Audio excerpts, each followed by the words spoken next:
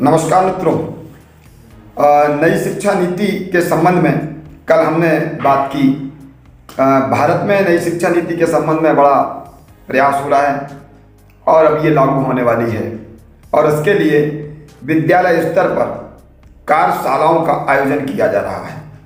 प्रत्येक प्रदेश के, प्रत्येक ग्राम के, प्रत्येक शहर के उच्चतर माध्यमिक विद्यालयों में और एक कार्यशाला का आयोजन कर रहे हैं, जिसमें विद्यालय प्रबंधन कमेटी, समस्त शिक्षक और अभिभावकों का, प्रबुद्ध अभिभावकों का समूह भी इस पर बैठ करके मंथन करेगा। इसकी व्यवहारिक कठिनाइयाँ क्या हैं, इस पर बात करेगा। तो जब बात करते हैं तो माध्यम की बात आती है। निश्चित तौर पर अपनी मातृभाषा में ही मंथन होगा, अपनी मातृभाषा में ही विचारण होगा, अपनी मातृभाषा में ही लेखन होगा। मैं पूरी की पूरी योजना कैसी क्या है इसके ऊपर विस्तृत चर्चा करूं, उसके पहले इस वीडियो में 3 बड़ी महत्वपूर्ण बातों को रखना चाहता हूं। और क्यों रखना चाहता हूं, उसका केवल एक ही वजह है कि शिक्षा नीतियां तो बहुत आई। स्वतंत्रता के बाद 1968, 66, 2002, 86 और ऐसा लगभग बहुत सारी शिक्षा नीतियाँ आई। शिक्षा के संबंध में बहुत सारे मापदंड आए, पढ़ाने की अलग अलग शैलियाँ आई। नया क्या है? मैं आज विद्यालय गया था और हमारे प्राचार्य जी ने इस प्रकार की सूचना दी कि 9 तारीख रविवार का दिन है और उस दिन आप सबको कार्यशाला में उपस्थित होना है और निर्धारित कुछ अध्याय दिए, उनका सभी शिक्षकों को अध्ययन, मनन और चिंतन करके आना है। हमारे एक वरिष्ठ शिक्षक ने बहुत हल्का फुल्का सा उत्तर दिया, तुम कुछ भी कर लो, पढ़ाना तो हमें वही है।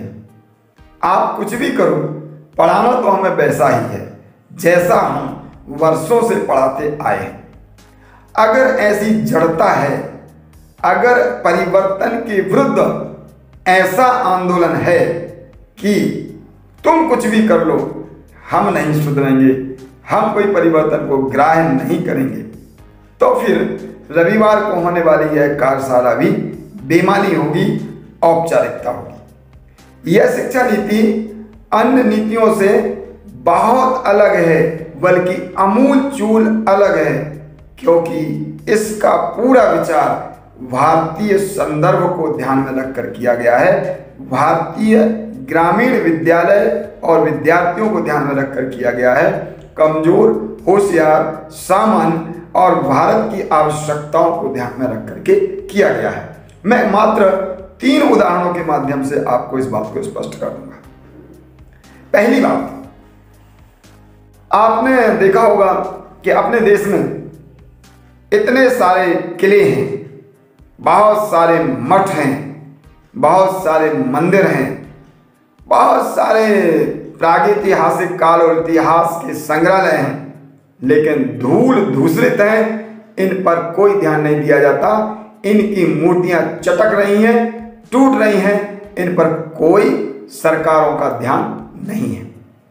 इस शिक्षा नीति में बड़े अच्छे से कहा गया है कि भारत की धरोहरों को, संस्कृति को, कला को, नीतियों को, परंपराओं को संग्रहित किया जाएगा, विकसित किया जाएगा, प्रसार किया जाएगा, प्रचार किया जाएगा और इस प्रकार के पाठ्यक्रमों को प्रारंभ किया जाएगा जिसमें भारत के गौरव का महिमा मंडन हो और हजारों की संख्या में रिक्त पड़े हुए, पुरातत्व संग्रहालयों में रिक्त पड़े हुए, अनुवाद के मामले में अनुवादकों के रिक्त पड़े हुए पदों को भरा जाएगा।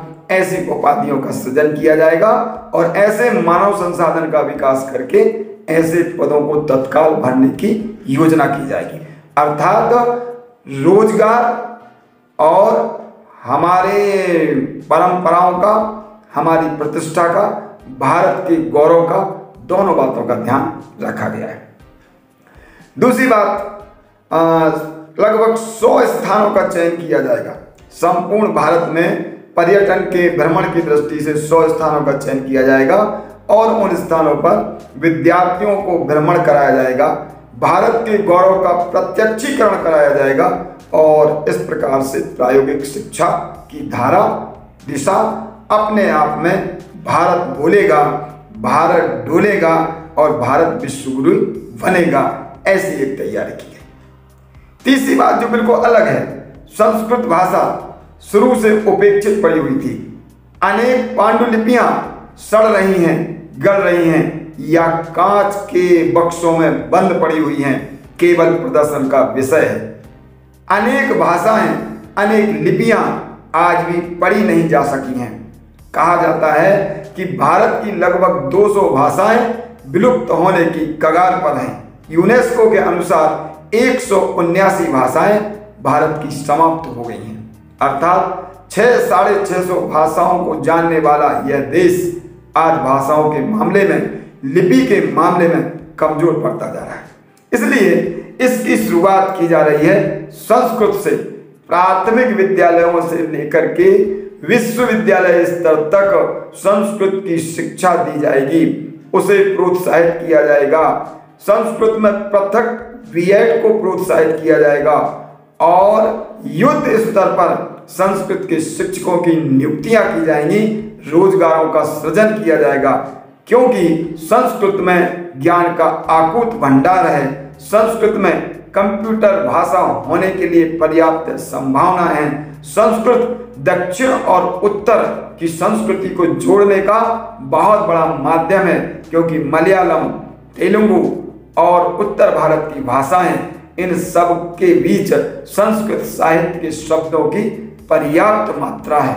अतः संस्कृत में ज्ञान और रोजगार सृजन किया जाएगा। कहने का अर्थ यह है कि पर्यटन, परंपरा, पुरातत्व संग्रहालय और उसके साथ हमारी मातृभाषा संस्कृत, उसको पुनर्जीवित करने का जो काम किया जा रहा है, वह भारत देश की बहुत बड़ी आवश्यकता थी, जो मेघालय की शिक्षा पद्धति में कभी नहीं हो सकी। उस कमी को पूरा करने के लिए यह शिक्षा नीति अपने आप में अप्रतिम है, नवीन है। और भी बहुत कुछ है, नवाचार है, बहुत कुछ नवीन है, जो अगले वीडियो में आपके सामने रखा जाएगा। मैं सामान्यतः छोटे छोटे वीडियो इसलिए भी बनाता हूं कि हमारे शिक्षाविदों के पास अध्यापन और अपने प्रशासनिक कार्यों के चलते बहुत अधिक समय नहीं रहता है। मुझ अल्पज्ञ को आप सब सुनते हैं, तो इसमें मैं कृतज्ञ ही रहूँगा आपके प्रति, और मुझे उम्मीद है कि आप सुझाव देते रहेंगे।